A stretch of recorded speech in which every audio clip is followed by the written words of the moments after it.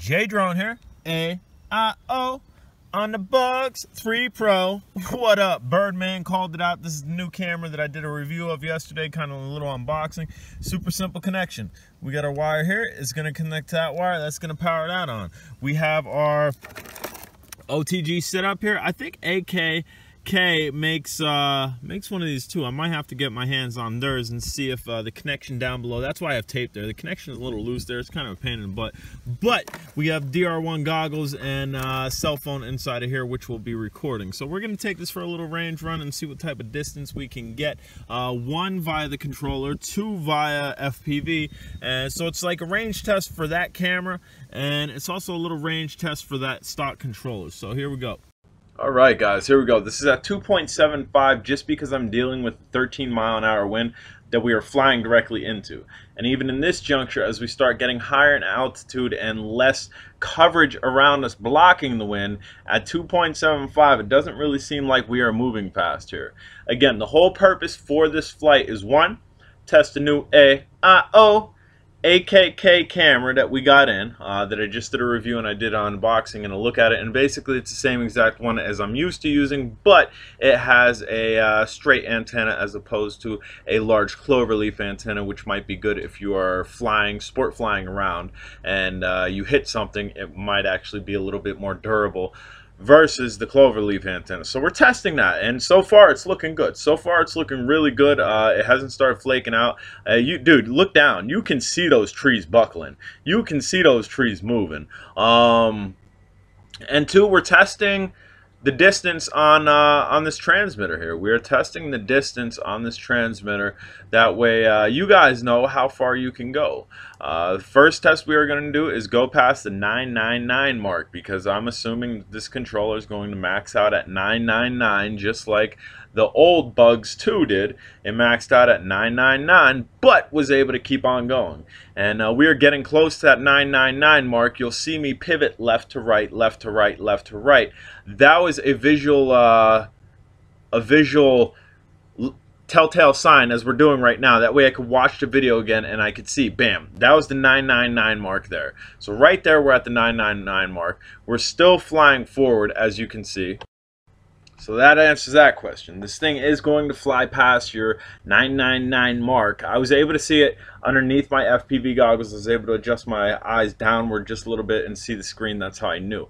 Now out here getting to the tip of this water here, the controls are getting sticky. They're getting really sticky to the point where this thing actually kicks in to return home, 1,165 meters. That's why I mapped it. There is a there's a website called, I think it's Map Measurements maybe. Let me see. I'll go ahead and pull it up here quickly. It is called findlotsize.com. It's called findlotsize.com, and that you can start at a pinpoint, you can end at a pinpoint, and you can get your distance. That's how I do my measurement. I used to do it prior just by copying and pasting a Google map and then copying the key and then spinning around, and it'd take a whole bunch of time and it probably wasn't that accurate. But it was actually kind of accurate because I've tested those draw-ups versus what this is doing, and they weren't too far off. So this whole time right now I'm not flying it. Very shortly I will cancel return home, because right here where it's flying, there's a larger abyss underneath there that took me almost an hour and a half to 2 hours to climb out of. Once I climbed in it, it was seriously some serious free range mountain climbing. And I don't want to do that again. There's the wobble, and you can see we have increased pitch. We are moving forward. We have the wind coming to our back, so it's actually helping this move forward. I canceled the return home. We're coming home now. So that'll tell you the max range on the controller. That'll tell you that one, this AKK camera is just as good as the other one. It did start to get a little fuzzy towards that water, but I think we definitely could have gone further if our controller could have gone further. Flyability, dude, this thing's able to fly directly into 12 to 13 mile an hour wind, like directly into it. Right now we are flying directly into it again.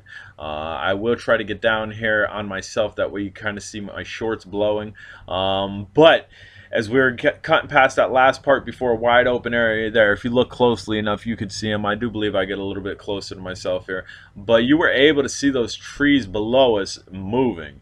And there, you can see my shorts are constantly moving, constantly blowing, man. This is not a... it's not a light wind. Yesterday, I considered it a wind test. This would have been a more typical wind test for me because it's constant. Yesterday, it was a nice steady wind. This is a constant wind where the gusts are probably picking up to about 15 miles an hour. So this was a good wind test. That's not what this was, though. It was to test the controller. It was to test this camera. Link for this camera will be down below. I suggest you grab one, either one of these or one of the ones with the clover leaves. Myself, I might be sticking more partial to these. I'm gonna have to do a side-by-side comparison then, and see which one I like better. But as of right now, it's getting the range that I need. It is absolutely getting the range I need without fuzzing out horribly. I had my friend Rocol FPV out here. He was buzzing around. He got to the opposite side of the abyss and it started getting a little bit fuzzy on him. Dude, with the setup that I have is epic. The setup that I'm running, the OTG to the cell phone with the AKK cameras, are epic. I don't know if it's something that just they work well with one another or what it is, but they work well with one another. I mean, you just seen the flight that we went out, and I'm gonna continue flying this. In no way you cannot use this as a flight time test. I did that yesterday in wind. I'd like to do it without wind because I think we'll get close to 20 minutes. This one you really can't, just because I was flying directly into wind for a considerable amount of time. I sped up the speed a considerable amount in the beginning, and also you'll see something that happens here at the end that didn't happen yesterday because we weren't far away from one another. And as we get up here to this corner, you'll notice some flaking. Little flakage. This is my flaky corner here. There's some type of interference right there. I don't know what it is, but after we get past it, it's clear, and we can keep on going to about 1.1 kilometers, and this will be good as far as the controller goes. So we are going to have to get this on the jumper. We're going to have to try to get this on the jumper. Hopefully it's the same protocol as the Bugs 2s or the Bugs 3s, that I can use that protocol and take this further. I would like to take this further. When you do that, though, you are going to not have your return home. So if the controls get sticky, you are going to have to pray that you can unstick them and get the drone back. That's always a risk when I'm trying to max out the jumper's range, which I have yet to do. And if you see me flying the jumper, doing long-range testing, and kind of doing the left-to-right bobble, like I did before to let myself know I was at the 999, that is just visual confirmation that I still have control over the drone, and the latency is not great. And we're flying right over top of the abyss now. Excellent flyer. It's an excellent flyer. Is it a Bugs 3? It's not traditionally a Bugs 3. It doesn't have that punch. Is it a Bugs 2? Not traditionally, man. This is geared to be a GPS camera bird. If I had a Q6 underneath this, heck, if I even had the stock camera underneath it recording, the video that you would get would be a lot better than this. Not to say this is bad at all, because the video from the AKK over to the OTG setup that I have, again, works well with one another. So that's why you're seeing such a clear, crisp video, and we're not getting a lot of feedback. We're not getting a lot of breakup. Occasionally you'll get a little bit of rainbowing like that, or as we hit the corner we got a little bit of breakup, or as we started reaching that water, the image itself started to fuzz just a little bit. It started to deteriorate just a little bit. Again, link for this camera will be down below. Dude, if you're looking to get into FPV, if you're not even looking to race, if you have a GPS drone that you like, if you have a SEMA X5C that you like, you want to experience goggle action, get one of these cameras, man. These cameras are excellent.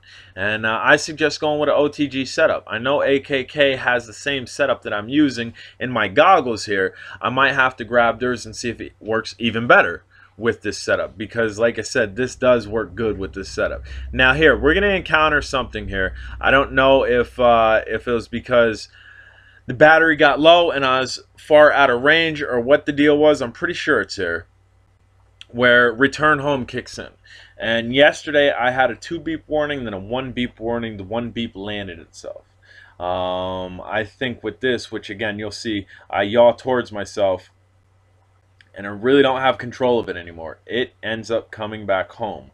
And I believe that to be intelligent software, intelligent innards of this drone, where it knows, hey, you're down to your 2 beep warning, but you need to bring this home now, so we're just going to override you and bring this home, because that's what it did. I had no control over this. As I got closer to myself, I had minimal control over it. I tried canceling the return home via the return home button like I did in the beginning of the video, and I think as I got it really close to myself, then it finally allowed me to take control over it, but it was still landing. It was still marked up that it wanted to land, it knew it had to land. Otherwise, I was probably losing my drone. And in this juncture, I was just yawing around because I still didn't have control over it, trying to see that it was actually coming back to the home point, which for the most part it did. When you see there, pitching forward, I think, yep, we're pitching forward. Now I have control over it, but it's still decreasing in altitude. Guys, I'm J-Drone. If you haven't subscribed, do me a favor, smash that subscribe button. There's going to be 2 links down below. There's going to be a link for MJX RC down below, and there is also going to be a link for the AKK camera. If you guys have any questions, comments, concerns, again, down below, look down below, get at me. I'm happy to get back at you later.